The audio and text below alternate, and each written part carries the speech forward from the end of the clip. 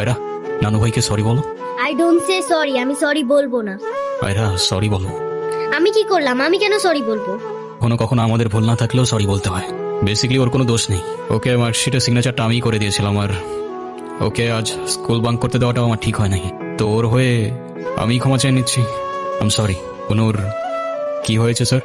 আমার জেদের জন্য আমার মেয়ের লাইফটা শেষ হয়ে গেছে। অনু আমাকে অনেক বোঝানোর চেষ্টা করেছিল, আমি বুঝিনি। আমি যে ছেলেকে চুজ করব সেই হবে ওর জন্য বেস্ট। চাকরি, সরকারি চাকরিজীবী দেখে ভেবেছিলাম মেয়ের লাইফটা অ্যাটলিস্ট বিয়ের পরপরই আমার মেয়ের উপর রেখে আমার বাড়িতে নিয়ে চলে আসি। ডিভোর্সও হয়ে গেছে। এখন মেয়েটার দিকে যতবারই তাকাই নিজেকে অনেক বড় অপরাধী মনে হয়। সোর্স, তারপর থেকে মেয়েটা আমার সঙ্গে একটা কথাও বলেনি। আপনি কিছু মনে না করেন, আপনাকে একটা রিকোয়েস্ট করতে চাই স্যার। বলো। যদি আপনার পারমিশন থাকে, আমি অনু আর আয়রার রেসপন্সিবিলিটিস নিতে চাই। কেন সিম বেঁচে দেখাইতে আসছে? আপনি প্লিজ এখান থেকে চলে যান। আমার আর আমার মেয়ের জন্য আমি একাই ইনাফ, আর কাউকে লাগবে না আমার লাইফে।